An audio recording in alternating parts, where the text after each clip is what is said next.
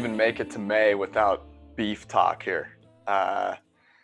Just about to come on the podcast, and you've got to send me news like that.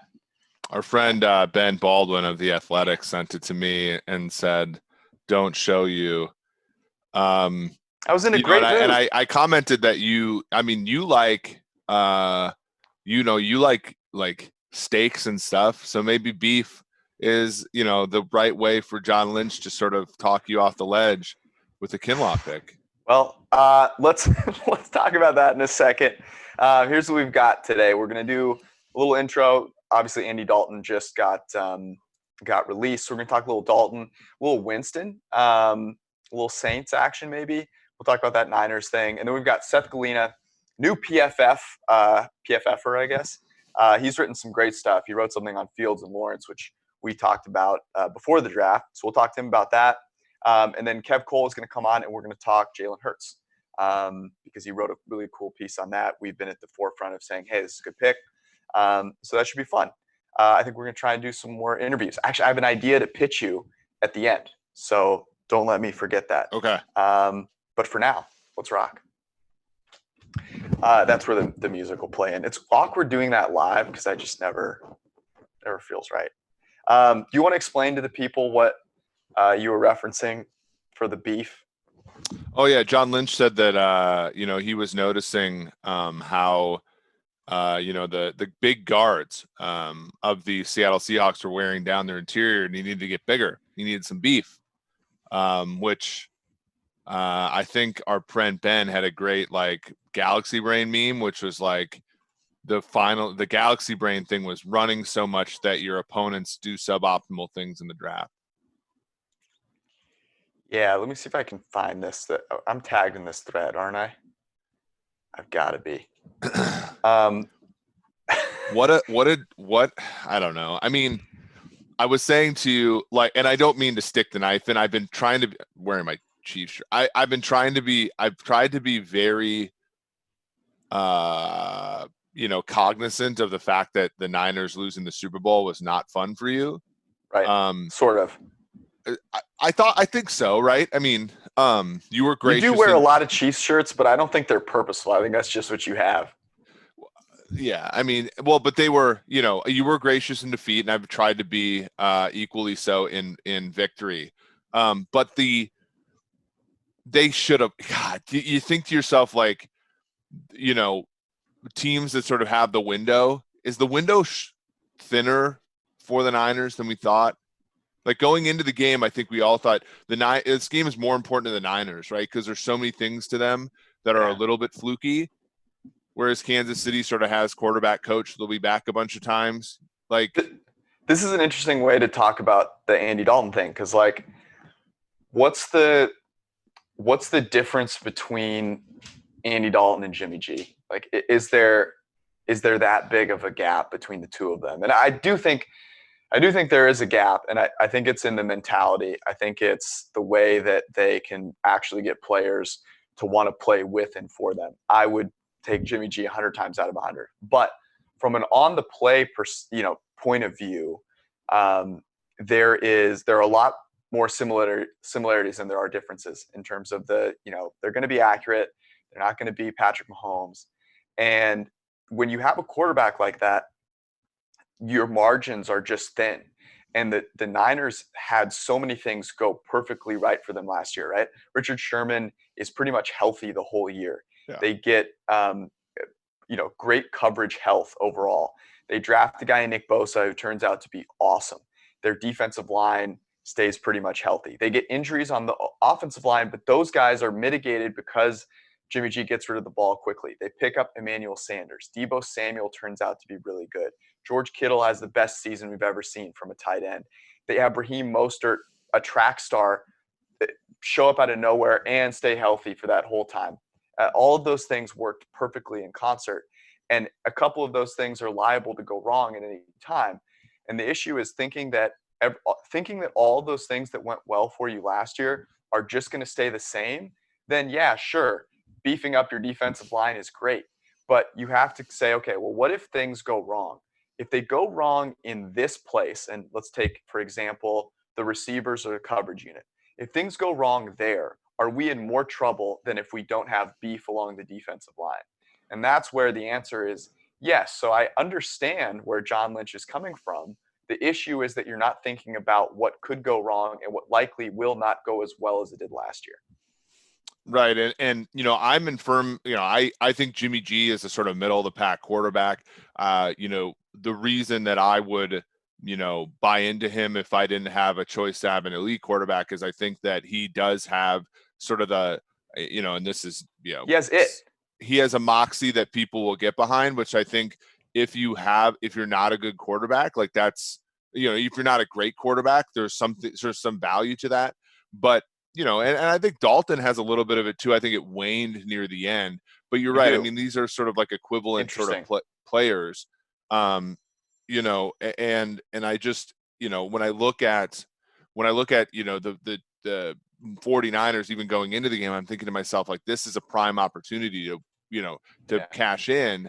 And when I look at it now, it's like, the best thing that happened to the 49ers over the past, 3-4 months is that the Seahawks and the Rams got worse, not that they got any better. I'm with you. I mean, so Jimmy G, 13th highest graded quarterback last year. Andy Dalton in 2018 was the 13th highest graded quarterback through the end of the regular season. Like performance on the field wise, sure. But Jimmy G, I mean, and I'm looking at the quarterback annual right now, and I think it's really funny the different pictures we have in there for them. Jimmy G is showing enthusiasm. There's a genuineness to Jimmy G that with Andy Dalton, and this is not like Andy Dalton, by all accounts, is an awesome guy, but it's just the disposition. And his seems, I think, probably a little more forced. And, obviously didn't have the same success that Jimmy has had early in his career. So I would take Jimmy. The Kinlaw thing, it's hard to hear John Lynch say that, but the solace comes from they still made better decisions than the two other really good teams in the division. Now the Cardinals are catching up, but like the Rams and the Seahawks, I thought both made far more subpar decisions. And that 13th pick was like an extra pick, right? Which is solace for me, I guess. Kinlaw could be great. I mean, that's the one nice thing is at least it was before the Buckner trade, we were just gonna have Buckner in there and we're gonna have to pay him a lot of money. And now it's, well, at least we have a guy that, is gonna be pretty good and we don't have to pay him a lot of money. That's me convincing myself everything's gonna be all right. Yeah. Unfortunately, I wonder there. I wish at least we didn't pick a running back. Well, I wish that's true.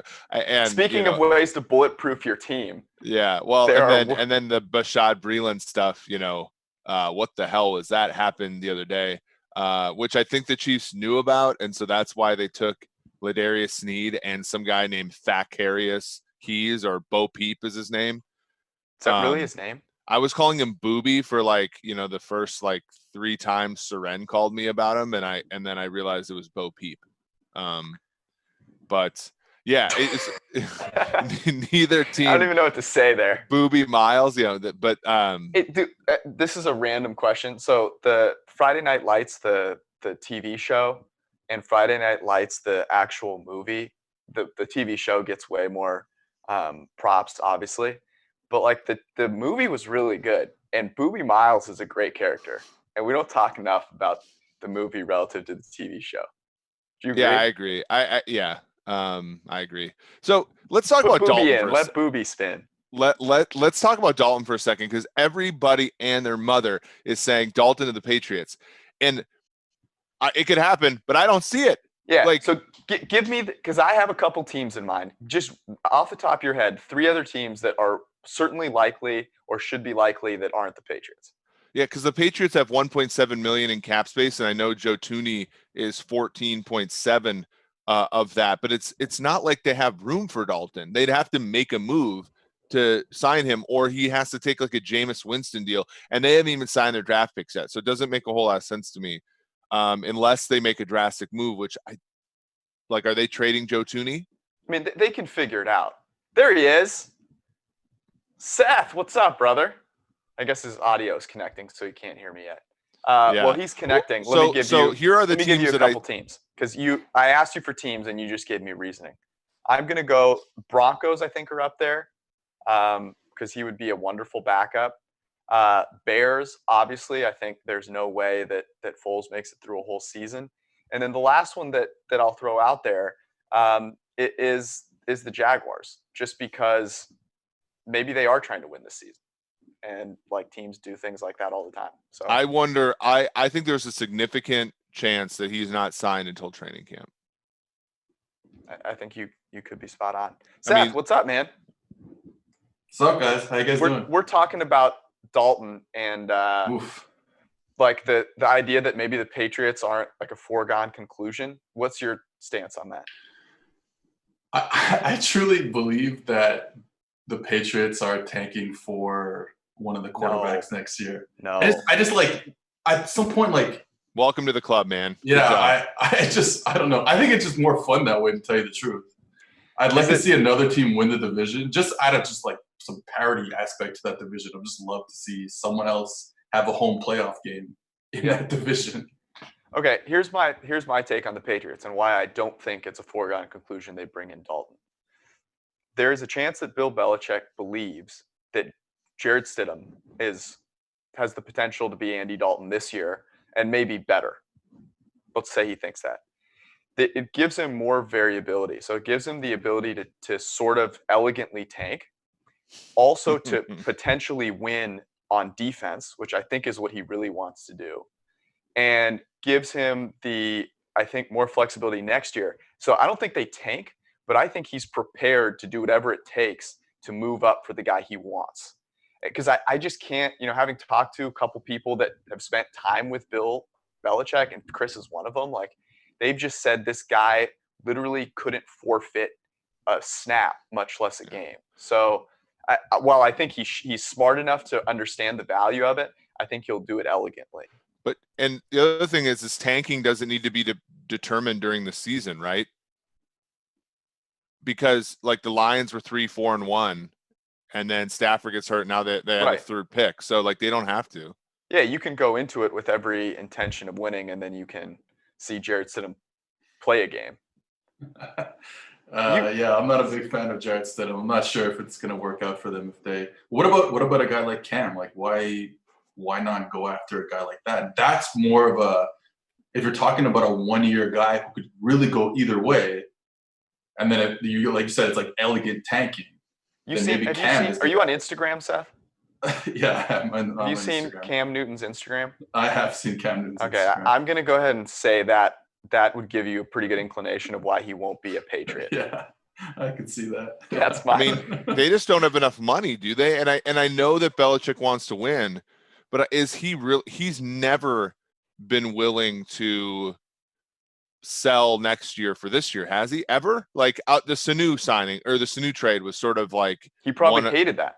An example of that, but like he's never really been particularly thrilled to to give up the future for the present. And I agree with you, Seth. I do think that I think that he's the perfect quarterback to tank with, and B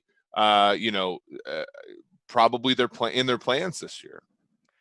All right, that was fun. I had a couple of things. So Seth, you are new to PFF, but you have already made a nice little impact with some of the great writing that you've done. And whenever someone comes on the podcast for the first time, we like to ask a few normal-ish questions. So I have a couple off the top of my head. The first is your drink of choice. So this is going to be very Canadian of me. That's the idea. Yeah, but we have the Bloody Caesar in Canada, and I believe you guys only have the Bloody Mary. So Bloody Mary, Bloody Maria. I've never heard of a Bloody Caesar. So the Bloody Caesar is the exact same thing, except it has the tomato juice instead of the tomato juice. So the clamato is like clam juice mixed with tomato juice. So that's interesting that you say that, because it's not interesting, trust me. No, because I like Bloody Marys. Yeah. And I happen to think I do a very good Bloody Mary. And the key to a good Bloody Mary is using clamato. Right. Well, that's a bloody So Caesar. am I really just I'm making a bloody Caesar then in your Dude, book? I can't wait for George to be like, hey, I kind of do a shitty job with like scrambled eggs. What like George has always been like, I do a great job making this dish. Well, if I don't do a good job with it, I don't make it anymore. Right. That's the idea. Well, I think the first thing I would say is probably don't put the clamato in the scrambled eggs. That would be like my first thing to, Okay, that's a great answer. The second question is food oriented. You have to eat one meal only for the rest of your life. What is it? It's the garnishments that come with the bloody Caesar. Oh my God. Which is what? Bacon? Yeah, it's like I actually hate that. It's like if I'm gonna order a bloody Caesar to drink, then like I don't need it to come with a full bacon cheeseburger on top of it. Like I'll just order the bacon cheeseburger. Sliders. Yeah. A charcuterie board on top of the drink. Exactly. So like, yeah, I'm not super into that trend. Like I'll eat like the pickle, not the pickle, what it was, a cucumber or like a celery stick involved with the bloody Caesar. That's fine, but like I don't need a cheeseburger with it. In terms of food, this is also very specific to where I live. I grew up with this Hungarian salami with mustard on a Montreal bagel. There is nothing that beats that in the whole world. What's a Montreal bagel? I mean, it's our bagel. I mean, there's no difference than it's a regular New York. bagel. It's just a regular bagel. It's just like ours is better, obviously. Is it so that the common joke about Montreal is that it's like snooty French Canadian? Is it like a stuck up bagel? Yeah, that's exactly what it is. Perfect. It's better. It's more dense than your bagels. Okay, so our bagels suck so much, so it can't be much. It has to be better by definition. The biggest difference is the density. Like it's a thicker. It's a meteor. Like you really can sink your teeth into it type of situation. So I'm getting excited talking about bagels. Really are. Bagels are a high variance thing. You can get good bagels. You just have to seek them out. They have to be fresh. Okay, let's get into Lawrence versus Fields and maybe some other guys.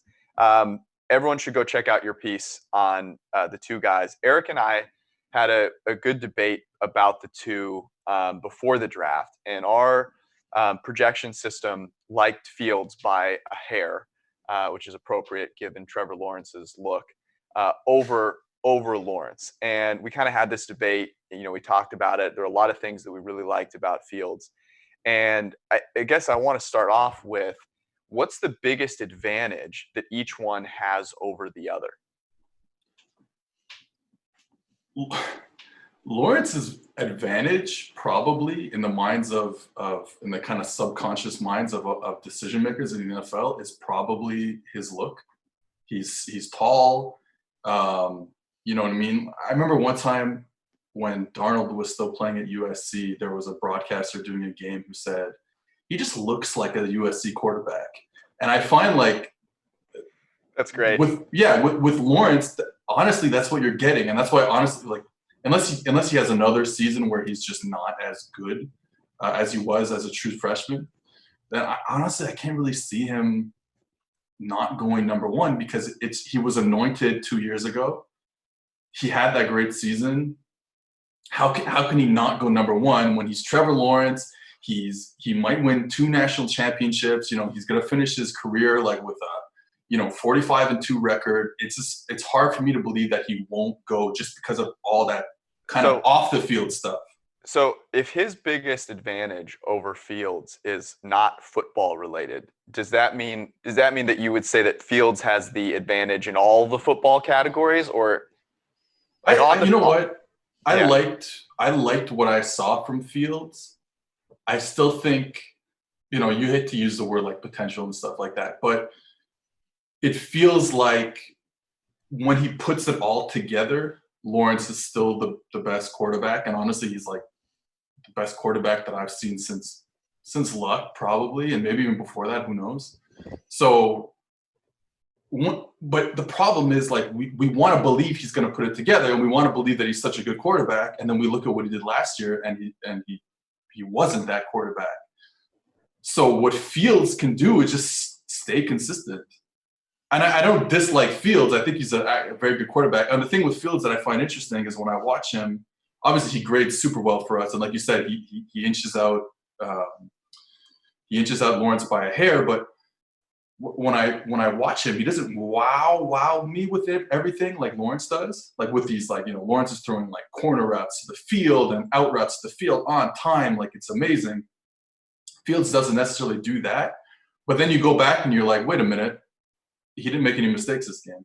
Like every throw was exactly where it should have been, very accurate. So he doesn't wow. Now, obviously, the running ability does. He's a good runner and stuff like that. But like from the pocket, he doesn't wow you. And then you're like, wait a minute, he just didn't throw a bad pass this whole game. So I think that's the thing with Fields, where and maybe that's more of that off the field stuff where people are going to look at him and say, oh, maybe this is just a little better Jalen Hurts. Like he'll go top 5, but he's like not. I don't know. Like I think he's very, very good. I just think the look of him, he's not like he's thick, but he's not like tall like Trevor. And yeah, I mean he's 6'3". Yeah, he doesn't like Trevor looks like a quarterback, and I hate to put it like that because I think Justin Fields is deserving of all the praise he gets. I just feel like when it comes to this type of situation, and it's why a guy like Justin Herbert can go 6 overall, because Herbert and Lawrence look alike, and Fields doesn't fit that mold. I feel like that's why, even if Fields has another great season and Lawrence doesn't, I just feel like Lawrence still gets the nod when it comes to the actual draft. Well, I don't think, Seth, that you have to, apologize for the implication that decision makers in the NFL make a lot of biased choices, based on things that don't matter. I mean, the fact of the matter is, and granted, all of this is, I think, littered with hindsight, but the fact that Lamar Jackson was given a ton of scrutiny for being inaccurate at Louisville, but Josh Allen wasn't at Wyoming, right? It is, we're all the fact that, there are tons of Blaine Gabberts, but relatively few Geno Smiths, and even Geno Smith was taken around later. Like there's tons of I mean, we forever have been conditioned to think that the sunshine from Remember the Titans is like the right way to be a quarterback. Right. And that's, and we know that that's false, but people, it takes a long time. I mean, it's why, Daryl Morey had to tell people, in his scouting department to stop talking about how a player looked in the scouting reports, because it's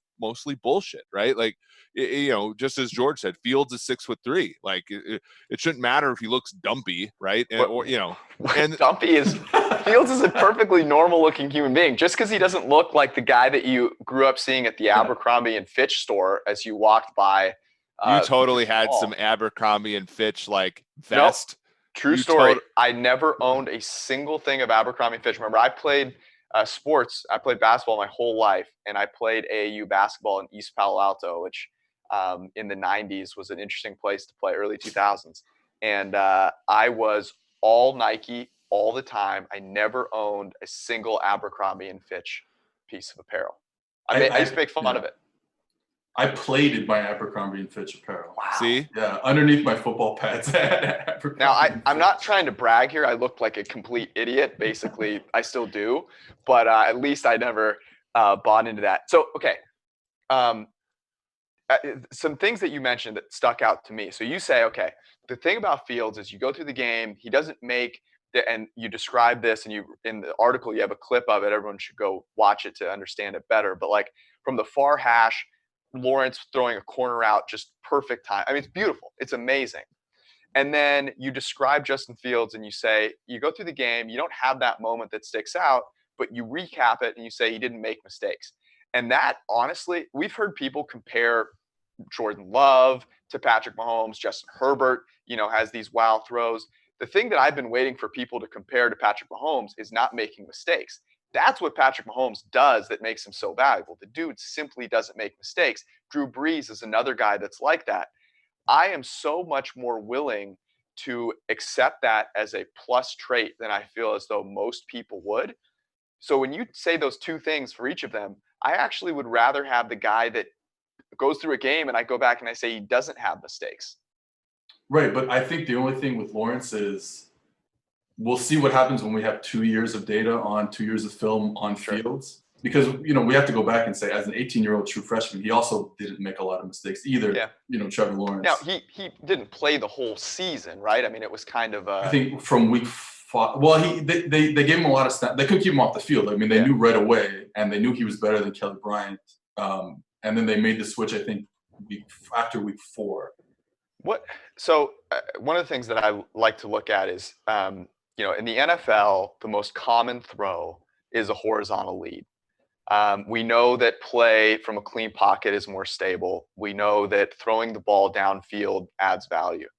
So I went and I looked at quarterbacks that include this upcoming class, along with Joe Burrow, Tua, and Justin Herbert. 6 to 20 yards downfield, horizontal lead throw from a clean pocket. Burrow's the most accurate, 80.7% of his throws were catchable. Justin Fields also 80.7%. Trevor Lawrence is ahead of only Jamie Newman at 71.6%. Now that on his face goes, oh wow, Justin Fields, really good at this. But then I look at the number of attempts, and I think this is what concerns me maybe most, is Ohio State had about half as many attempts as some of these other schools. And it makes me wonder, is so much of what they do scheme oriented that Fields doesn't have to make those throws enough, and that it catches defenses more off guard, and so that the accuracy numbers shouldn't matter as much. That was going to be my next point, actually, because when I watched the Ohio State offense, a lot of it was, when they play against these Big Ten teams that are going to sit in like cover 4, which is not what you're going to see in the NFL, and they're going to play with the corners off. They just throw 10-yard hitches. They throw 6-yard hitches on the outside, and that's it. That's their game. Now, they did have a good game plan against, and I guess Ohio State always has a good game plan against Don Brown's Michigan defense, who runs a lot of man. But I felt like it was very schemed up. I remember a play where they're able to get people open through picks and rubs and stuff like that. But I didn't think during the season up until that point they had a great plan against man coverage, and a lot of that has to do with, well, who's going to play man coverage against Ohio State? Sure. I remember, this is anecdotal, but when I coached at the top program at my level, with all the athletes we had, we just never saw man coverage because everyone was afraid, and I think that you get that with Ohio State a lot. And that's another thing that that the Ravens have taken advantage of, right? Because of the fact that Lamar Jackson will absolutely kill you running the ball, whether it's a designed run or not, you get certain defensive looks. And is Fields a guy I think the same is true of Jalen Hurts. Now, neither of them are Lamar Jackson, but can you dictate some of those looks because of the guy you have a quarterback? And will you not get those looks because of Lawrence? And in that way, should we take more at face value what they're doing in college? That is a good question. I think that Lawrence, the funny thing about Lawrence is it feels like every time they want to use him more in the run game, he really excels there. And I think his grade and just his rushing grade for us is actually very high. So I think you can actually get some stuff that you maybe didn't think you would be able to get from Lawrence in the running game, and that could still help you dictate coverages. I do wonder about Fields. Is he a guy who's in the NFL, is he a zone read type of guy where you just say, okay, we can read the end and we can boot him out? Or is he a Jalen Hurts, Cam Newton? Okay, we can design a scheme where he is the primary ball handler. I'm not sure. Honestly, I'll have to see another year of tape on him just to kind of know for sure what type of runner he is. So that, for me, is the interesting kind of dilemma where it's like, if he's just a zone read type of guy, then no, you're probably just going to get the same looks you'd see for any other quarterback. But if he is a power guy, he can run the inverted veer like Lamar Jackson does, then that changes things a little bit. Right now, and I thought I came away from reading your article and I wasn't totally sure. But I think I know which way you're leaning, having heard you talk here. You don't get to see another year of film. You have to take right now one of the two, knowing that what Lawrence did, as you called it, on the front nine last year was shoot 4 or 5 over. And Fields put it together for basically the whole season. But you have that little bit of extra Lawrence film, and you know the potential ceiling of him. You got to take one of them right now at number one. I'll go with Lawrence because, and I think you guys talked about it on a different podcast or maybe something else you guys were doing, just about like playing at a young age against older kids and being able to dominate. I think is important. Coming in as an 18-year-old, never having taken a snap in college football, and then going out there and dominating for once he became the starter. I think that's super important. I'm also biased. Like at the end of the day, I like pocket quarterbacks. Mm-hmm. I like guys who can go through reads, and he did that as a more, not that Fields can't go through reads, but like we talked about the Ohio State offense compared to the Clemson offense.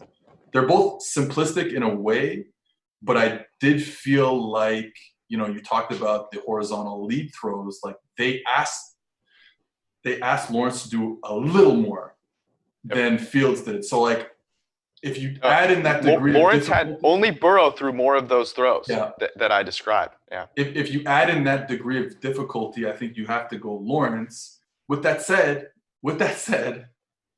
that first 9 games or 7 games or whatever it was of last year, that's not a draftable quarterback. Period.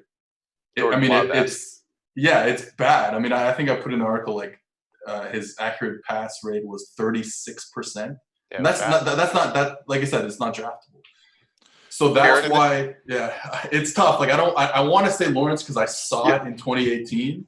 But Eric called you a bagel snob. It turns out you're also just a QB snob. I think we all are to a certain degree. And there's nothing wrong with that. Eric, we both went Fields. Have you been convinced at all? No, not.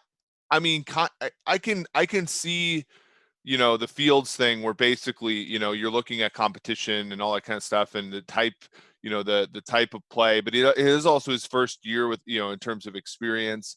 So there could be, an acclimation that I think he has, or even a change to make, his life, not harder, but ask him to do more NFL things is second year there.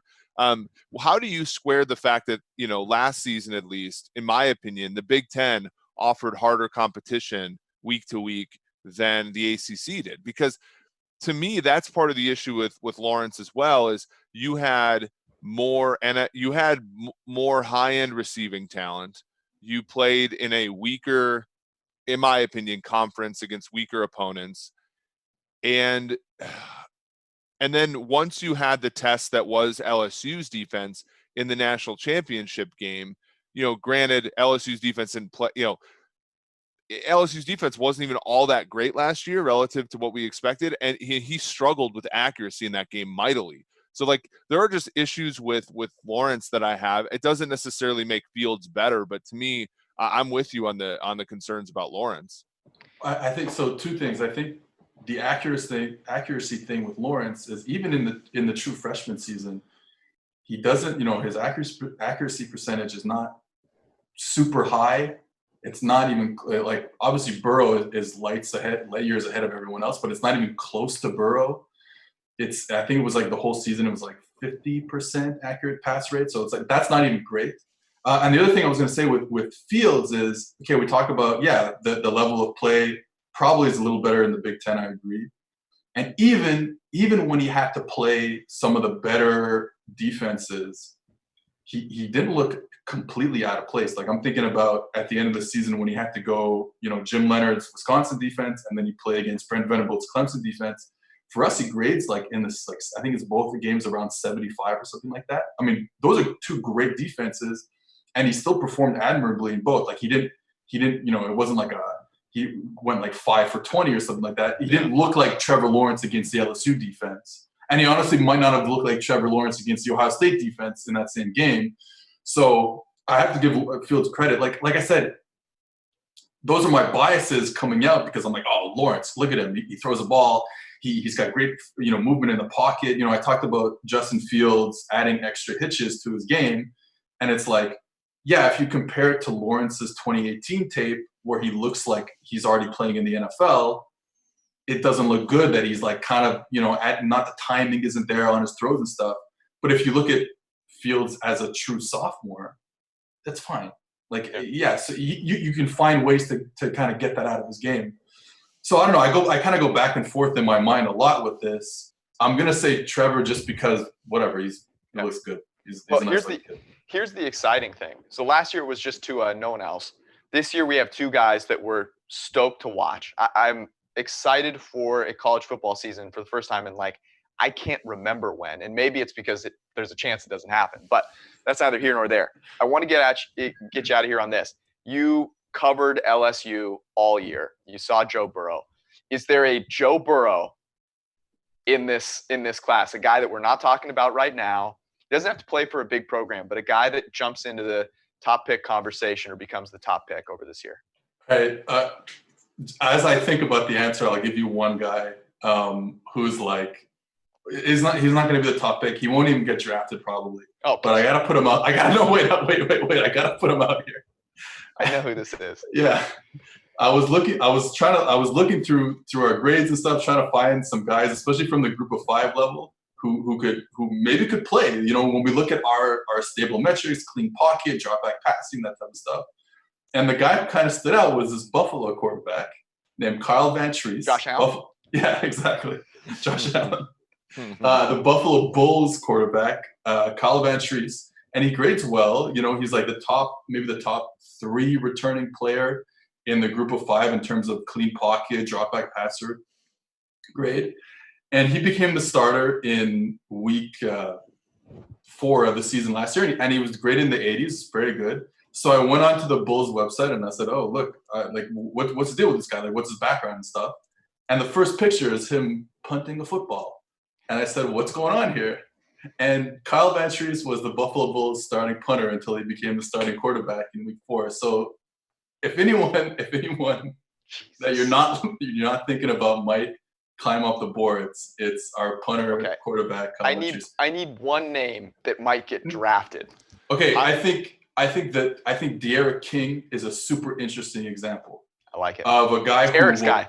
Yeah, but here's my thing with King, and he graded super well for us in his year at Houston under, I believe, Kendall Briles was the OC. So Kendall Briles' offense is the kind of what I call modern run and shoot, where it's we have literally no one else but one player running a route, and it's a vertical option run, and no matter what, you're throwing the ball to him. So that type of offense, if you're hitting those plays, is going to grade super well. I mean, that's just they're big time throws all every play. You look at UCF runs the same thing, and we see how good their quarterbacks grade usually. Yep. Now, Derek King goes from that offense to the air raid in Holgerson last year and doesn't perform as well. Now, the whole team kind of was bad, but he doesn't perform as well. So now he goes to Miami and he gets another air raid offensive coordinator, Rhett Lashley, who was at SMU last year. I'm curious to see if he can evolve his game from just that modern run and shoot style to being able to throw horizontal leads on Y cross, on mesh, and all that type of stuff. So he's the guy I'm kind of interested in the most. If he can improve like that, I think he might be a first-round quarterback. So he's kind of my guy in that range. I love it. Seth, this was a lot of fun, man. I am really glad you're a part of our team. I've already enjoyed your work, and we'll have to have you on here again because this was a blast. Cool. Thanks, guys. Adios, amigo. That was Seth Galina. If you don't follow him, by the way, you need to. It's at PFF_Seth. He's good at Twitter. There are those of us that are not as great. He's pretty good in general. I feel seen. I think I'm good at Twitter. You are. I would promote you the same way. You've improved also, which is you'd like to see that, right? I've improved as to how, not getting into arguments over dumb stuff. Well, I don't know. Quarantine has been tough for all of us. I certainly don't do the personal news tweets. That's a big growth step for you. No, you're funny. You're very funny. That's why we get along so well. That was great. Seth is awesome. Kev Cole is going to jump on with us here in a sec. While we're waiting for Kev to jump on, a piece of news that we didn't get to was Jameis. And here comes Kev. And I'm sure he'll have a nice take on this. What's up, Kev? What's going on? We were looking rustic as usual, Kevin. Yep. Well, yeah, haven't changed. Haven't got out of the quarantine hideout yet. I mean, we're gonna have people guessing like where in the world is Kev Cole in hiding. We were just from Eagles fans. I'm hiding from Eagles fans right now. Yeah, right. I can't believe Eagles fans would be upset at the idea that they got a good quarterback in the draft. That's the thing that I don't get. Let's jump right into it because so if you haven't read Kev's piece, it has one of the best titles that I think we've had for an article, which is Jalen Hurts wasn't a good pick. It was a great pick. And the way that you explain it and the way it goes from good to great is really, really cool. And I will start off with the reason I think Eagles fans are so mad and have you respond to that. Eagles fans believe that Carson Wentz, religion aside, is actually like the savior of the Eagles franchise. Well, they want him to be. That's where fandom goes wrong, right? Want and belief are crossing here. Yeah. People want things so badly as fans that they truly believe in, and so they see this as a direct shot at that belief and feeling. Yeah, no, I think that's exactly it. I mean, I think that it's kind of weird because I think the pick is more about Jalen Hurts from the perspective of the Eagles coaching and front office than it is about Carson Wentz. But yet the fans view it the opposite way. I mean, famously, the fans hated us for saying they had a good offensive line. And I think that was because that could be used as a reason why Carson Wentz was good, right? Like they want to say he has the worst receivers. He's not, especially in comparison to Dak Prescott. I think there's a lot of things between the two of them. So yeah, anything to attack Carson Wentz it seems to be off limits. Yet, some people were calling for Nick Foles to stay before. So, they're kind of all over the place. I think they like to infight, but they don't like outsiders saying, hey, Carson Wentz may not be the savior that you think he is. I mean, we got some flack for saying that Davion Taylor was going to be a good player on the pod the other day. And you're absolutely right. I think that there's a huge aspect of like, this is our dumb team. Don't, they might be a dumb team, but it's our dumb team. Don't talk to us about it type of thing. Well, this happens with every fan base. So I'm a great example of this actually. Like I probably irrationally feel confident about Jimmy G as a quarterback because I root for the Niners, right? Now I try very hard to make sure that I'm not. So I think I'm pretty close to mean, but it's almost impossible to like truly strip that out. Now, there are, places where that divergence is greater. The difference is greater. So my question is, where would you guys right now put Carson Wentz out of 32 quarterbacks? And where do you think Eagles, maybe supporters or people that don't like this pick on average would put Carson Wentz? I'll start here. I was looking through some of the numbers. So, we had that good a great 2017 season, MVP-ish sort of level, not on the Patrick Mahomes, Lamar Jackson sort of level, but in the last couple of years, he's been in that 11 to 15 range. I think it's fair to say he's maybe number 10, number 11, something like that. And this is in a league now where, no Tony Romo, no Peyton Manning, Ben Roethlisberger is coming and going. Phillip Rivers has fallen off. So a lot of guys have fallen off. So I feel like that's still no Jameis Winston. Yeah, Jameis Winston. I feel like it's kind of unimpressive, honestly, to be the 10th quarterback now than it would have been maybe 5 years ago. But that's basically where I would put him. I have him. God, it's hard, right? Because the entanglement with him. He played with honestly, George, you and I might have made more of an impact playing receiver for them last year. Right. I think he's like a top 12 quarterback. So here's his grades. You alluded to this, Kev. And I thought this surprised me. I looked this up last night because I did a hit for Philadelphia radio and I was expecting him to just rip into me. So I tried to be as armed as I possibly could. And I was pouring over Wentz stuff. Rookie year was an atrocity, whatever. 2017, the MVP type year, 85 grade, 6th overall. 2018, 80 grade, 14th overall. and last season with, absolute disaster at wide receiver, 16th overall, 76th grade. And I'm in the same place. I think that's low given what he's had to work with, but I don't think you cut that in half. I don't think he's top 7. Maybe 8, 9 is fair. Like, I like Carson Wentz. I think he's a good quarterback. And I think the league is deep at quarterback, but the top tier is thin, right? Like, I think you legitimately, I was having this conversation with friend of the podcast, Robert Mays, and I said, tier the quarterbacks for me. I think tier 1 has one quarterback. And he agreed. Like, I legitimately think tier 1 might just be Patrick Mahomes. So that opens up this kind of wide swath. But if you have a guy that's 10th or 8th or 9th, that doesn't mean that you don't take more shots at QB.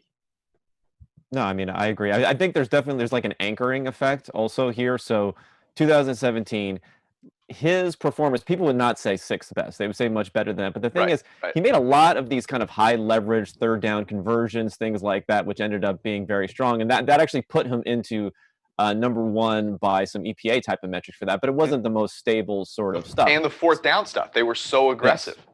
Yes. So you have that. And then, so I think people are looking at it. It's kind of like, it's just like anything. Like, if you have a stock or your house and you're in a down market, you don't want to sell. You don't want your anchor to that highest number. So Wentz has that anchor where a lot of quarterbacks, when you mentioned Garoppolo, maybe if Garoppolo continued that 5-win streak season where he first started and had a great season, like a longer type of season, people would be still anchored on him right now, but they're not, because he hasn't shown that consistent high level play that Wentz showed for a while, but then regressed from. I mean, the endowment effect is huge here, right? The fact that something that you own is worth more to you than it would be on the open market. Like, how much do you think the Eagles would covet Carson Wentz if he were openly available is really the question. And I don't think nearly as much as they do now that they've bought into him. Well, they showed that, right? Because I said this at the time, like, the move that they made to sign Wentz when they did, I thought was one of the smarter moves they've made, right? Like, it showed their understanding of where to buy into something that is valuable, but to try and avoid overpaying for it as much as you can. And to me, that shows that's indicative of why they made this move too, right? Like, we have bought into Carson Wentz, but we're not naive.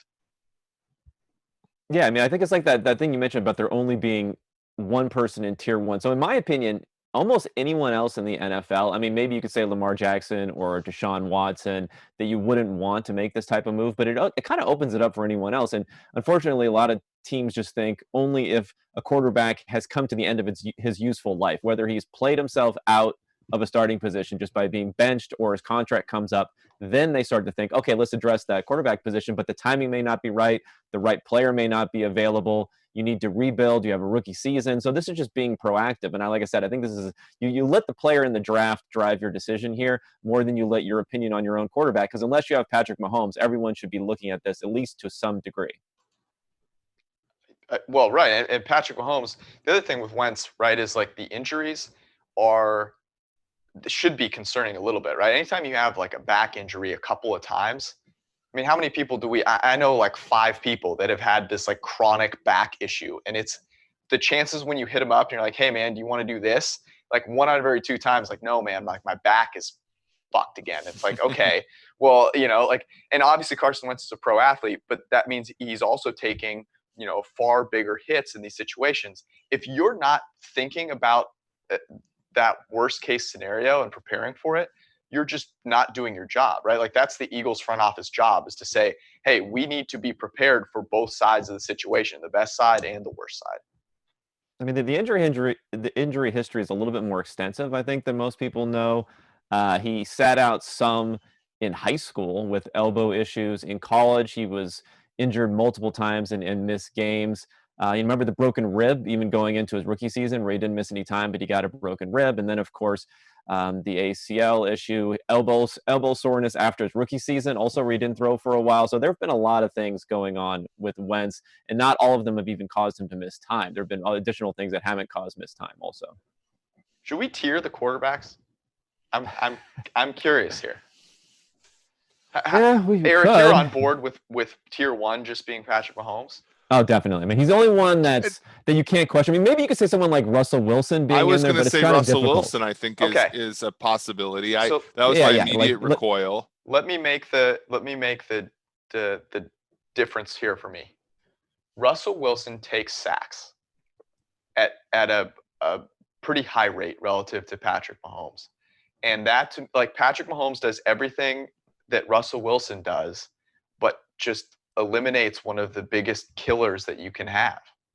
Now, maybe that's he's helped by Andy Reid in the scheme to a certain extent, sure. But that would be the way that I would put him ahead of Wilson. Wilson is currently, since 2017, Wilson's the second most valuable player in the NFL, behind Brady. Mahomes, having missed one of those years, is fourth. Right.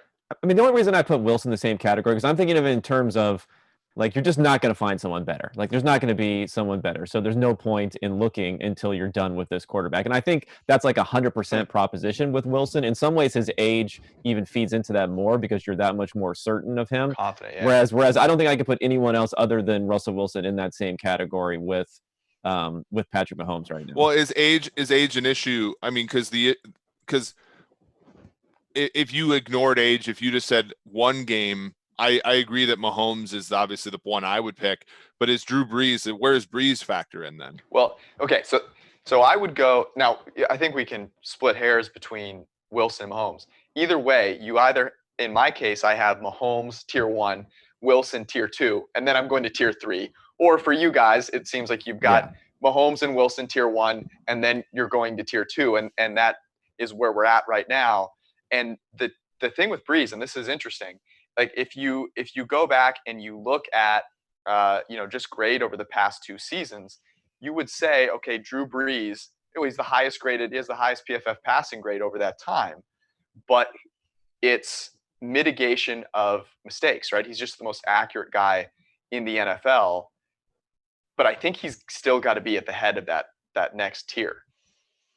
Yeah, I mean the age thing comes into it. I'm saying I'm not penalizing Russell Wilson for being, turning 42, but 32, but Brees is going to turn 42.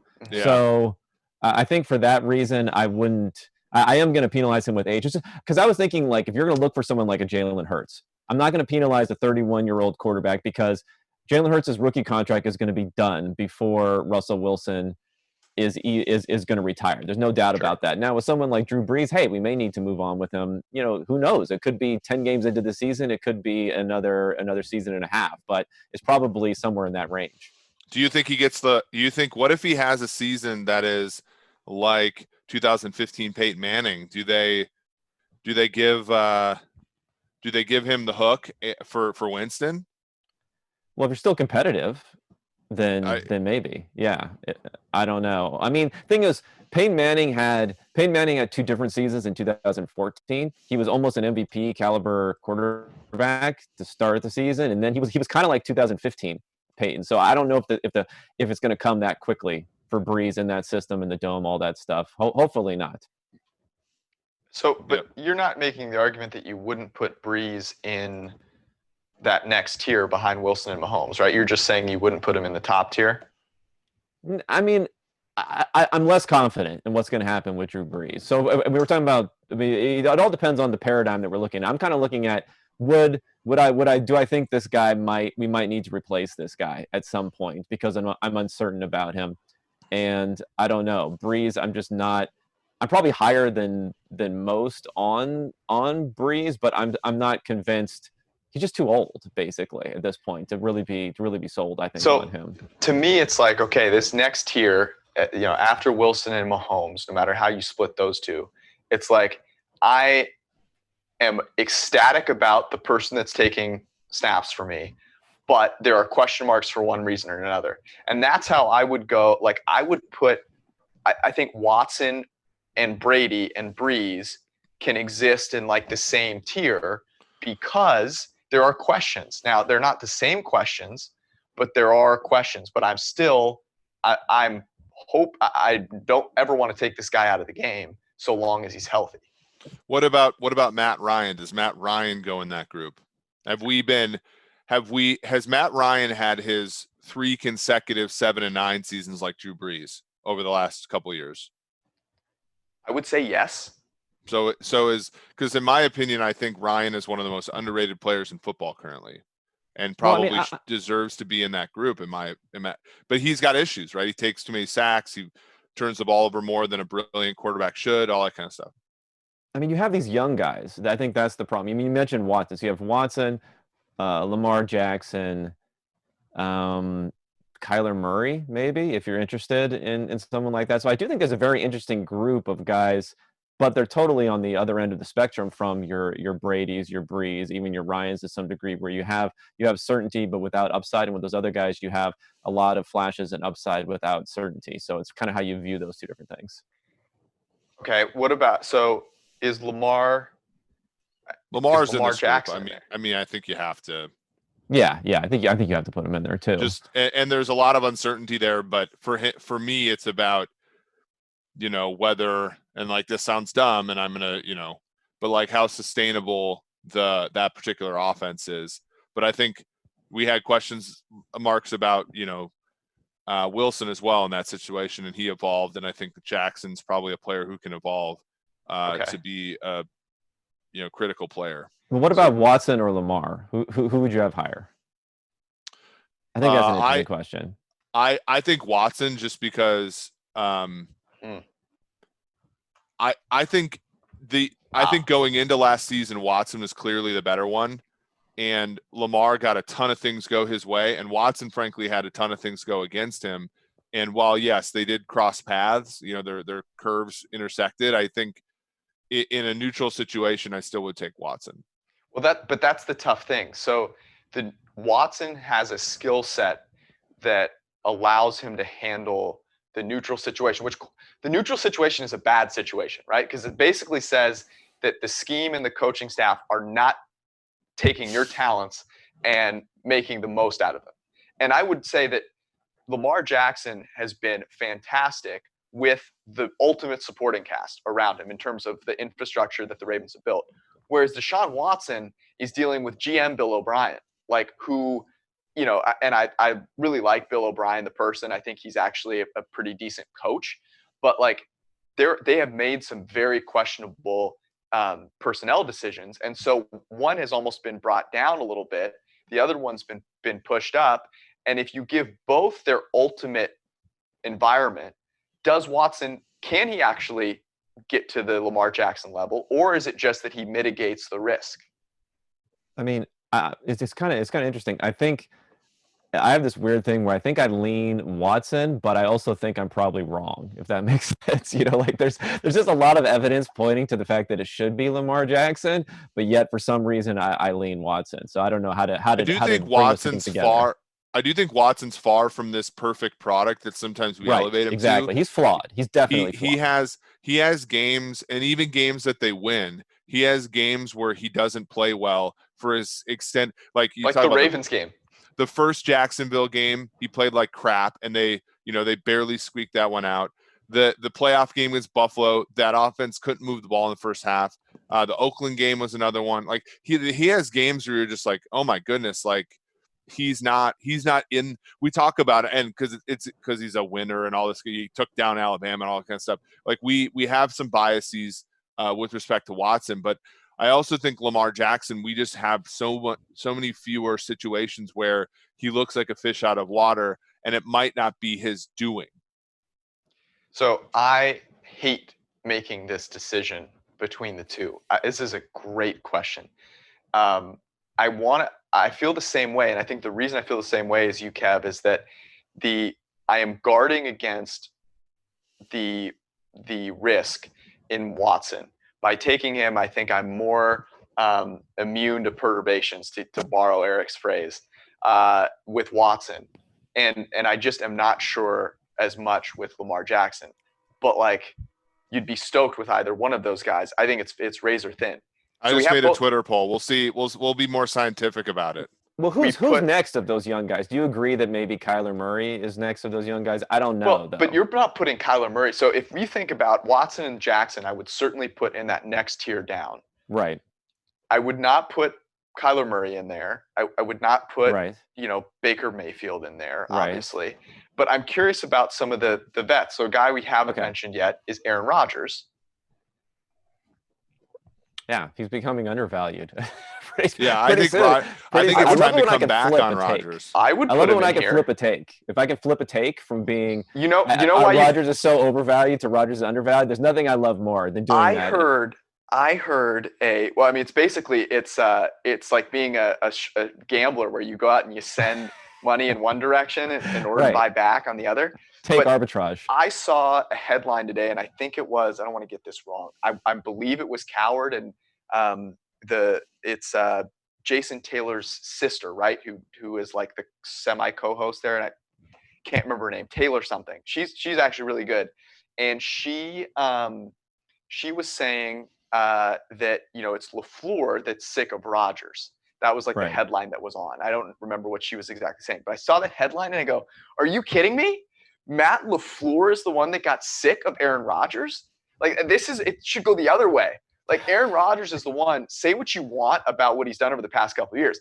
Aaron Rodgers has the clout to be like, I'm sick of this guy. Yeah. Not the other way around. That's absurd. The Rodgers slander is so egregious. At this point, it was very instructive to point out the fact that Rodgers has not been an MVP caliber quarterback but I think even his biggest detractors would say that he is of that power dynamic. Like Rodgers has so much more than LaFleur, who has not guided a good offense at the NFL level yet. Joy Taylor, by the way. I didn't want to be. I'm here for the Rodgers regression, and I think it's real, and I obviously but I mean, the problem is they're going to have difficulty outperforming record-wise what they did last season, no matter what, right? So, so there could be this situation where Rodgers is playing better, the team is worse, and yet somehow it builds into this situation where people start talking about it. I mean, I think maybe it's just like this personality thing. There's obviously something to the Rodgers personality issues, right? So maybe they had enough of a window and they had enough of an excuse to point to LaFleur, and this kind of imperial head coach model is becoming more and more popular. Maybe that's just why they're leaning into that, as opposed to trying to make it about the front office or someone else. So right now you've got like a little over 100 votes. Watson is a slight lead.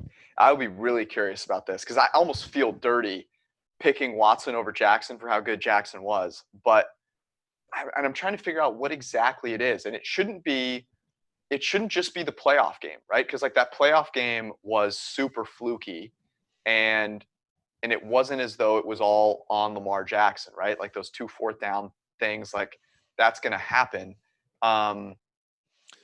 Yeah, but he also, he had an issue in the playoff game, against the Chargers the previous year, when they got behind against, was it Cleveland? That wasn't, he's obviously we're picking nits here, but like I don't know. Well, I mean, it came okay. So here's like for instance, a lot of the Rodgers thing. Why we said he was overvalued is it's one of those situations where you're up 17 points against the Packers in the late third quarter. You're still thinking, man, I'm scared. Like I'm scared of Aaron Rodgers. Who knows what he can do? He can do this and that. With Lamar Jackson, does he have one of those games? Does he have a game where he's been down multiple scores and he's just led his team back to victory? He doesn't have those types of things. Not saying he can't do it, but I think that's part of it. Whereas you've seen with Deshaun Watson some crazy games, even the games against the Saints, which they ended up losing, that he can just lead you down the field and get that score when he needs to. He's had more of those opportunities. So I feel like Lamar Jackson doesn't have that. He doesn't have that feeling, and that feeling sometimes outweighs the stuff that's ultimately more important, but is less of a we need this right now. Can this quarterback do it? That's a good point. I almost think we overvalue Watson in that. Like they're both put in such different situations that it makes it so hard to pick one or the other, because you want to say, well, how good would Watson be in that environment? How good would Jackson be in Watson's environment? I don't think Lamar Jackson would be as good as Deshaun Watson is if he were in Houston. I just don't. I don't think they would have changed the offense to the extent that they did in Baltimore. And I think in Baltimore, they would probably leverage Deshaun Watson a hell of a lot better. I the think other there's no interesting doubt about guy- that, given that they got a Super Bowl out of Joe Flacco. Right. I mean, Okay. the So other interesting guy now, I think, is just to kind of like look at this next tier potentially no, is hold Dak on, hold on. Prescott. We can't move that. This is one I wanted to get to. Okay, so we're in Okay. this big third tier. Yeah. We're expanding pretty quickly here. We've Yeah. said Kyler Murray's not in it. We said some of those other young guys aren't in it. Dak and Wentz are the two guys that we haven't talked about yet. Right. Are either of those guys in this tier? No. To me, No. for me, no. Eric? I have to stay consistent. I think Dak is more of who he was going into last year than who he was last year. So no for either of them. Yeah. I mean, they're close. This next tier is close, but that's where we're going to get to Kyler. We're going to get to those guys. I don't know if we're going to get to Baker, but we might get to Baker. I think I would get to Baker, but I feel like a lot of people are very low on him, so I could go either way with him. Those guys are all going to be in that next tier, in my opinion. Okay. Is there anyone that we've missed here? I think Ben Roethlisberger and Phillip Rivers were guys that would have been in here a couple years ago. Yeah. I agree that they're not in here now. So, okay. So we're moving to tiers basically 3/4. For me, it's 4 because I split the 2 at the top. For Right. you guys, it's tier 3. So Dak and Wentz both in there. We have to ask this question now. Would you rather have Dak Prescott or Carson Wentz? I mean, this is. I'm still sticking with Wentz actually on this. I know most people are on Dak. Dak's another interesting guy. I almost flipped the take on Dak because last year I was kind of like, hey, he's better than a lot of people did not like him that much, and now this year I'm like, well, let's calm down a little bit going into this season. So I think I still lean Wentz, although the injury stuff is tough. I think when you look at quarterbacks who are similar to each other, I think you always fade the previous season. So I'm going to go with Wentz. I'm there too. Now it's funny. Remember, I've said Prescott to the same answer before, and I go back and sitting forth. at Prime Steakhouse in Yes. Indy, and you said Prescott. I would go Wentz too, and it's the same reason that you just said. I thought Dak had an ideal situation last year. Carson Wentz had one of the worst, and so I'm gonna lean Wentz. Okay, so both those guys are in this tier. Are we putting Jimmy G in this tier? Not for me. No. Are we putting Haters. Kirk Cousins in this tier? That's No. the question. Not You for me. cannot put Kirk No. Cousins in here and I'll not put Jimmy G and Kirk Cousins together in the next tier. That's I what I'm think. saying, but like that's what I mean. I think they're both, unfortunately, earmuffs, George. I think they're similar, and I would rather have Jimmy G, but I don't. I think they have to be clustered together. Yeah, I would put Jared Goff in there too. Jared Goff. Yep, I'd agree. Yeah. So who's in the Dak Wentz group then? Kyler, for me. You're going to Okay. put Kyler in there already? Kyler and Baker Yes. by virtue I of their mean, draft position. whatever. I mean, this is a risk. It's a risky proposition, but I think he has more upside. I think he has almost tier 1 upside, like in some Sure. ways. But we're talking about But those guys like, don't, right? The poll right now, slight lead to who? Watson. Yeah. I think that's our listenership a little bit. Yeah. I don't know. A lot of people are skeptical of Lamar Jackson, I feel like. But anyway, I don't want to go back to Lamar Jackson again. But I definitely think Kyler's in there because let's compare him to the next tier then. So, like, isn't it easy to say Kyler over Jimmy G, Kyler over Kirk Cousins, Kyler over Jared Goff? I mean, those are like no-brainer decisions, right? This year, I would say that's not no-brainer. If you have to stick with this guy for perpetuity, I think it's closer to. But we still don't know a lot about Kyler. That we are giving him a lot of credit for that team going from god-awful to not god-awful. Right? Like that's what it was. It wasn't impressive last year. Now, He's playing with trash, though, right? Agreed. As a rookie. But I'm saying there's so much unknown still. Like He did kind of play with trash though. That team gained like a yard and Really yards per trash. play. Yeah. I mean, they were a but horrible offense in 2018, and granted, in 2018 they were literally saying like, "What should we do on this play?" and then doing the exact opposite. It was like, "Oh, we should throw the remember ball." when they ran Chase Edmonds on a 4th and 1 because David Johnson didn't look. He missed like, a block like 2 plays yeah, before. It was So to me, that's just that was just regression. Now I'm very bullish on Kyler Murray, but it wasn't as though he wasn't fantastic last year. He had nothing to work with. So to me, it's the same as I have a really hard time putting Kyler anywhere ahead of Baker with any sort of certainty. Well, I would put Baker in that same tier. So I think if I was going to do it, I would say Wentz, Dak. Well, Kyler, I might even put Kyler like with those guys, and then Baker slightly lower, but in the same tier. And you're going to kick Cousins and Jimmy G out of there. Yes, they're gone. Sorry, the Kirk Cousins slander is always welcome on this podcast. But you know so much more about those guys. I have an easier time putting Jimmy G and Kirk Cousins in that same tier, and then putting Baker and Kyler in there as well, and just saying, hey, these are guys that right now are mid-tier, basically average quarterbacks, and they could go either way pretty sharply.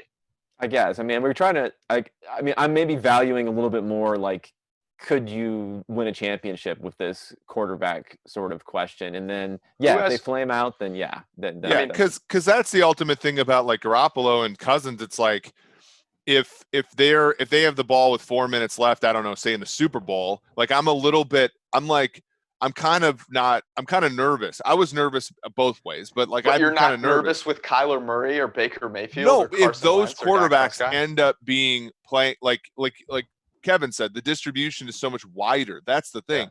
Yeah. If they end up being the 90th percentile for Cousins is still a guy who can't win the big one, right? The 90th percentile for Jimmy G is still a guy who sort of needs things to be perfect to have a good team.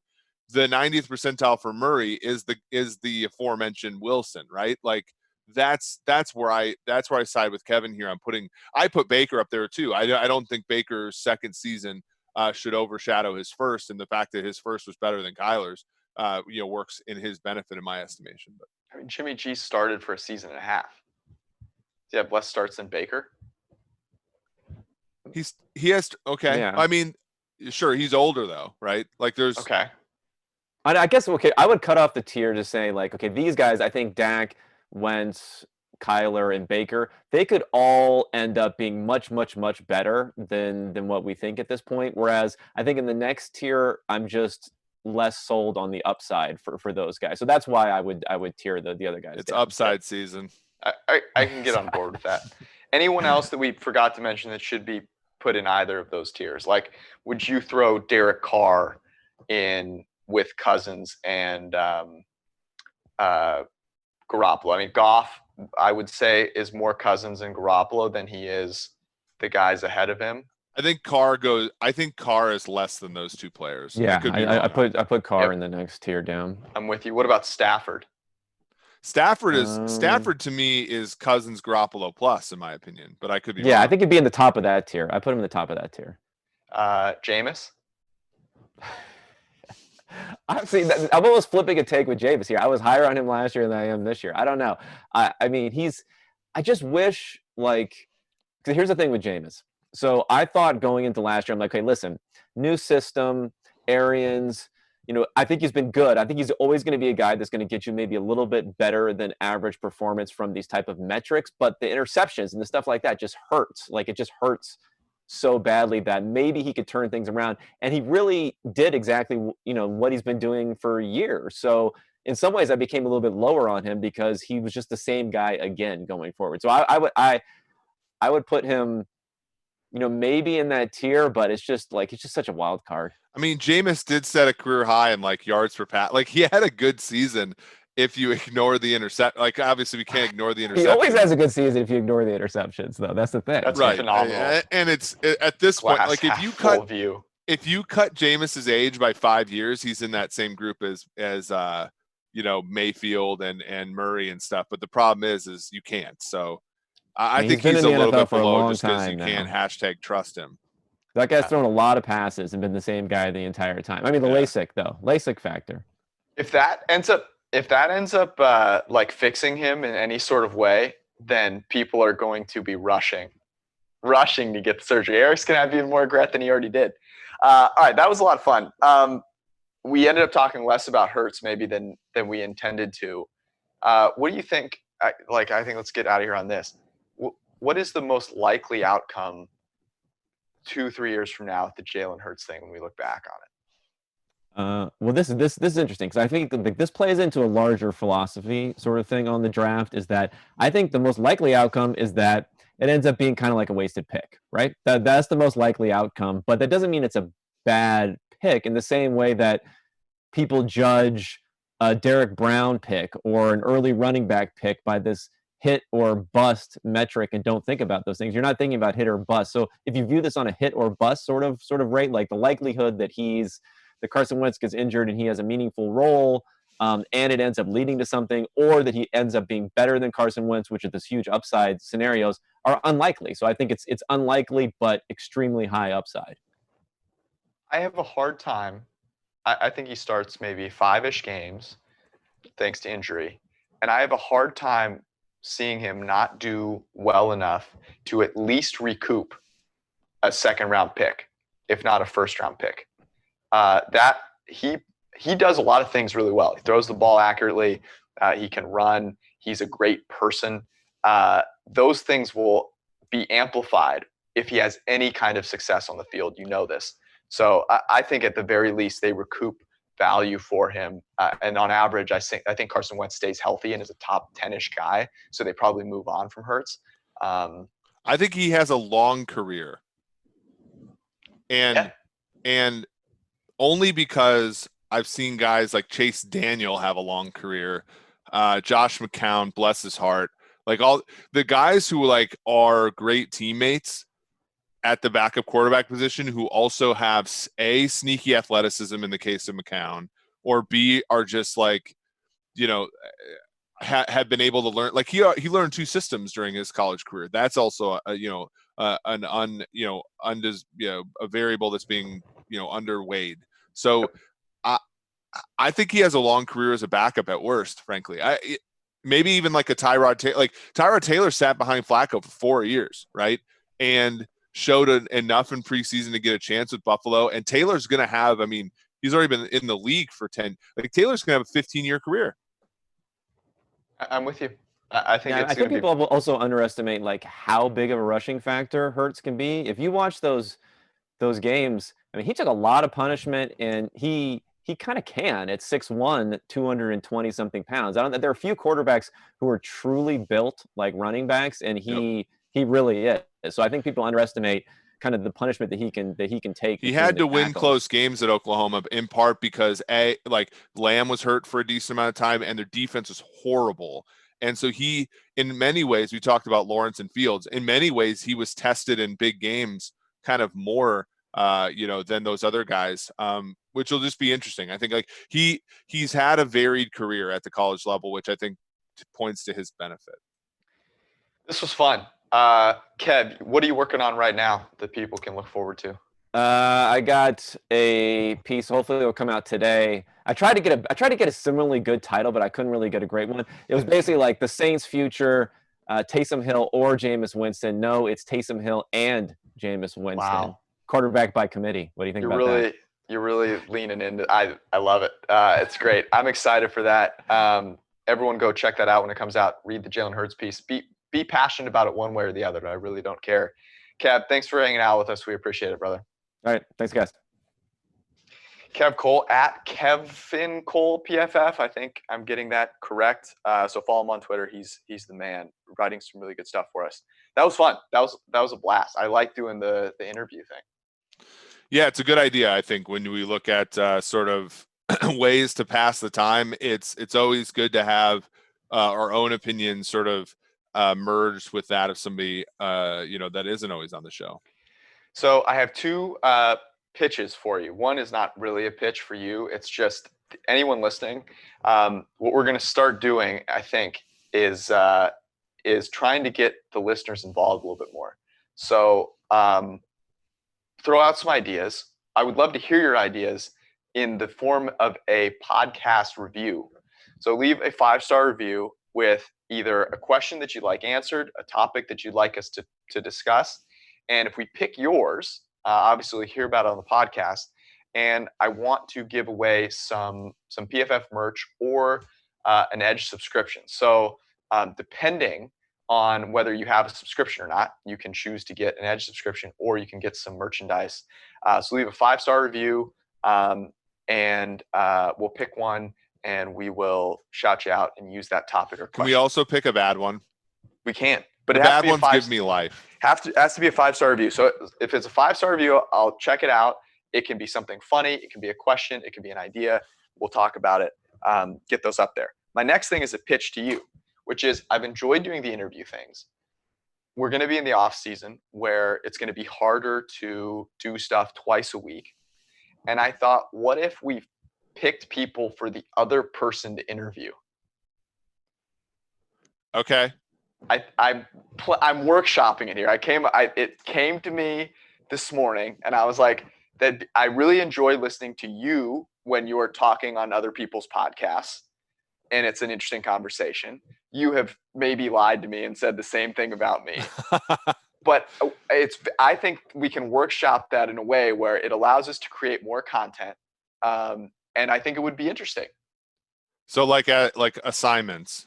Kind of, yeah. Like we come together, we get together, at the beginning of each week, and we think maybe 2 weeks down the road, and we kind of plan out. We do one interview with us two and the other person, but then we also pick some solo missions. I don't hate it. I think it'd be fun. It also, again, like I don't know if more content is better, but different content if more content if it's different is probably the best solution.